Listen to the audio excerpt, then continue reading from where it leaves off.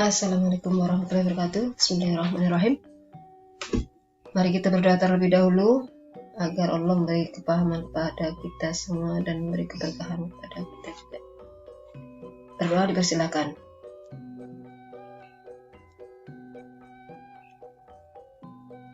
Baik, hari ini kita akan belajar tentang termokimia. Termokimia berasal dari kata termo dan kimia. Itu bagian dari ilmu kimia yang mempelajari tentang perubahan kalor atau energi yang menyertai suatu reaksi kimia. Tujuannya adalah menjelaskan konsep perubahan entalpi reaksi pada tekanan tetap dalam persamaan termokimia, menyimpulkan hasil analisis data percobaan termokimia pada tekanan tetap, menjelaskan jenis entalpi reaksi, hukum Hess dan konsep energi ikatan, serta membandingkan perubahan entalpi beberapa reaksi berdasarkan data hasil percobaan. Pada reaksi kimia ada yang bersifat eksoterm, reaksi menghasilkan energi, melepas energi, dan ada juga yang bersifat endoterm, yaitu yang membutuhkan energi atau menyerap energi.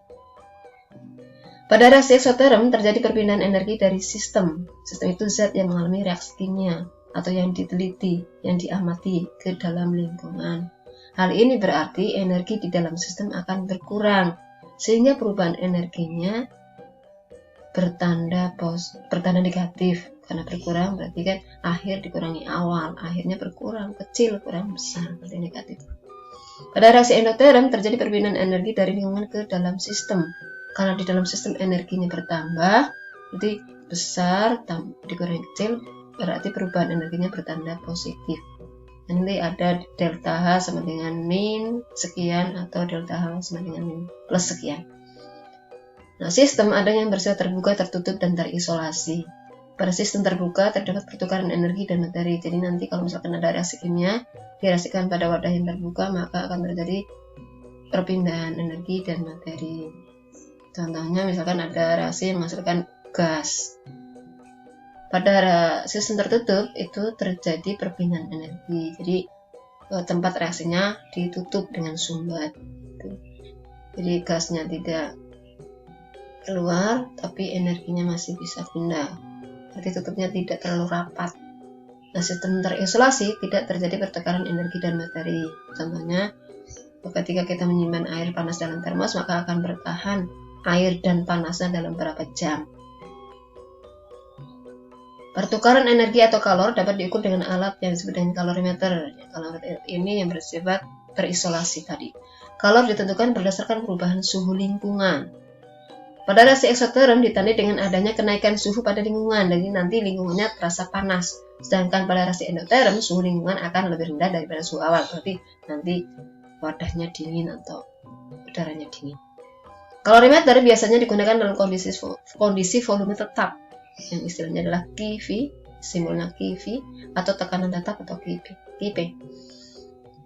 Kalau reaksi yang diukur dengan kalorimeter dalam tekanan tetap atau KP disebut dengan entalpi atau H.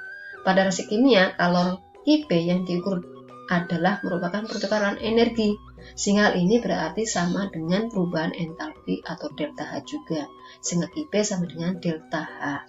Delta H tadi perubahan, berarti delta H sama dengan entalpi akhir dikurangi entalpi awal, atau delta H adalah entalpi produk dikurangi entalpi reaktan atau reaksi. Sekarang kita lihat gambar kalorimeter yang alat digunakan untuk mengukur kalor. Di sini ada kalorimeter bom, ada bagian yang digunakan untuk mereaksikan, ada air di sekelilingnya. Nah, yang diukur adalah airnya. Ini termometer ada di tempat yang ada airnya. Karena nanti kalau misalkan yang diukur di wadahnya yang dijadikan tempat untuk mereaksikan, termometer bisa pecah kalau yang dihasilkan adalah energinya besar atau menghasilkan panas yang tinggi. Yang kedua ada kalorimeter sederhana. Nah, ini yang diukur adalah larutan itu sendiri atau zat yang direaksikan itu sendiri. Termometernya digunakan untuk mengukur suhu zat yang direaksikan, sehingga nanti perhitungan QR-nya untuk kalorimeter bom itu sama dengan min dalam kurung Q air ditambah Q kalorimeter. Harganya min, ini nanti artinya melepas ya. Untuk QR pada kalorimeter sederhana itu karena yang diukur adalah larutan, suhu larutan, maka QR sama dengan min Q kalorimeter ditambah Q larutan, di mana Q air sama dengan M air dikali C air kali delta T, dengan Q kalorimeter sama dengan C besar kali delta T, dengan M sama dengan massa air atau massa larutan dalam kalorimeter yang satuannya gram, kemudian C kecil kalor jenis air dalam kalorimeter atau kalor jenis larutan yang satuannya joule per gram per Celsius atau joule per gram per Kelvin. Delta T perubahan suhu bisa dalam Kelvin, bisa dalam Celsius. Nah, C besar kapasitas kalorimeter, satuannya joule per Celsius atau per Kelvin. Contoh soal, di dalam kalorimeter bom direaksikan 0,16 gram gas metana atau CH4 dengan oksigen berlebihan. Setelah terjadi reaksi, terjadi kenaikan suhu 1,56 derajat Celcius. Jika kapasitas kalorimeter bom adalah 958 joule per Celsius, massa air dalam kalorimeter 1000 gram dan kalor jenis 4,18 joule per gram per Celsius, maka tentukanlah kalor pembakaran gas metana dalam kilojoule per mol, di mana ARC sama dengan 12 dan ARH 1. Kita tulis dulu reaksinya. Pembakaran CH4 berarti CH4 direaksikan dengan O2, oksigen, menjadi CO2 dan H2O. Di situ oksigennya berlebihan. Nah, di situ ada perbedaan jumlah atom H. H di sebelah kiri ada 4, di sebelah kanan baru 2. Berarti nanti kita berikan koefisien 2 biar sama jumlah atom H-nya dan yang kiri dan kanan. Dan O juga kita kasih koefisien 2 sehingga jumlah O di kiri dan kanan sudah sama. Nah, QR tadi sama dengan min Q kalorimeter ditambah Q air. Q air sama dengan massa air kali C air kali delta T. Massa air tadi 1000 berarti 1000 gram kali 4,18 joule per gram per Kelvin per Celsius ya, dikali 1,56 derajat Celcius sama dengan 6521 joule. Kita hitung Q kalorimeternya. Kalorimeter sama dengan kapasitas bom, kalorimeter bom kali delta T, 958 joule per Celsius kali 1,56 Celsius sama dengan 1494 joule. Sehingga totalnya QR-nya min 6521 ditambah 1494 sama dengan min 8015 joule atau min 8,015 kilojoule.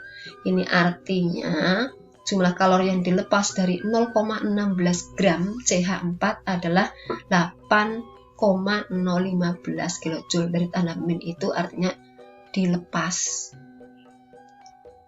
Nah, kalau yang ditanyakan mol dalam keadaan mol, dalam satuan mol, maka kita cari molnya dulu. Mol CH4 massa dibagi MR. MR CH4 berarti 12 tambah 4 ya. Berarti mol CH4 sama dengan 0,16 dibagi 16 sama dengan 0,01. Berarti tadi Q yang dihasilkan atau kalori yang dihasilkan artinya kalori yang dilepas dari 0,01 mol CH4 adalah 8,015 kilojoule. Jadi bisa 0,16 gram, bisa 0,01 mol. Sehingga kalori yang dilepas dari pembakaran 1 mol CH4 adalah, jadi kalau 0,01 itu sebanding dengan 8,015, kalau 1 berapa? Begitu. Berarti kalau 1 mol 0,01 dibagi 8,015 sama dengan 1 dibagi berapa gitu ya. Berarti QR sama dengan min 8,015, ini salah nih, 0,15 ya, dibagi 0,01 mol sama dengan min 801,4 kilojoule. Contoh yang kedua, sejumlah 100 ml HCl 0,05 molar direaksikan dengan 100 ml NaOH 0,05 molar dalam kalorimeter sederhana. Suhu awal larutan HCl dan NaOH adalah sama, yaitu 22,5 derajat Celcius, dan suhu air larutan campuran adalah 25,86 derajat Celcius. Hitunglah perubahan kalor untuk reaksi penetralan tersebut dalam kilojoule per mol. jika kerapatan dan kalor jenis larutan adalah sama dengan air, sama seperti air 1,0 gram per mili dan 4,184 Joule per gram per Celsius. Diasumsikan panas yang dilepaskan ke kalorimeter diabaikan. Ini soal di buku paket ya, dengan redaksi yang diubah sedikit. Kalorimeter, R sama dengan min kalorimeter ditambah larutan. Ini kalorimeternya sederhana, yang diukur langsung perubahan suhu larutan. Sehingga karena tadi kalorimeter 0, maka R sama dengan min larutan. Min larutan sama dengan M larutan dikali C larutan, kalor jenis larutan dikali delta T. Sekarang massa larutan itu massa HCl tambah massa NaOH. Yang diketahui itu volumenya tadi. Di sini ada volume nih.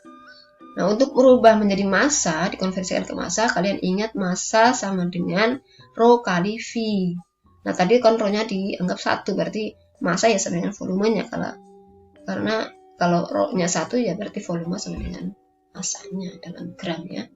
Nah, massa larutan sama dengan 1000 kali 1 gram per mili tambah 1000 mili kali 1 gram per mili. Sama dengan 200 gram. Nah, untuk delta T-nya yang akhir dikurangi awal 25,86 dikurangi 22,50 sama dengan 3,36 derajat Celcius. Sehingga larutan sama dengan 200 kali 4,184 kali 3,36 sama dengan 2811,65 Joule.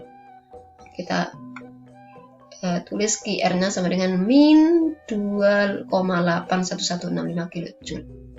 Sekarang kita lihat persamaan reaksinya. NaOH ditambah HCl menjadi NaCl dan H2O. Di sini persamaannya sudah setimbang, berarti artinya 1 mol NaOH sebanding dengan 1 mol HCl sebanding dengan NaCl dan 1 mol H2O. Perbandingannya molnya sama dengan perbandingan koefisien 1 banding 1 banding 1 banding 1. Nah, yang direaksikan berapa? Berapa mol? Ternyata yang direaksikan adalah V kali molar.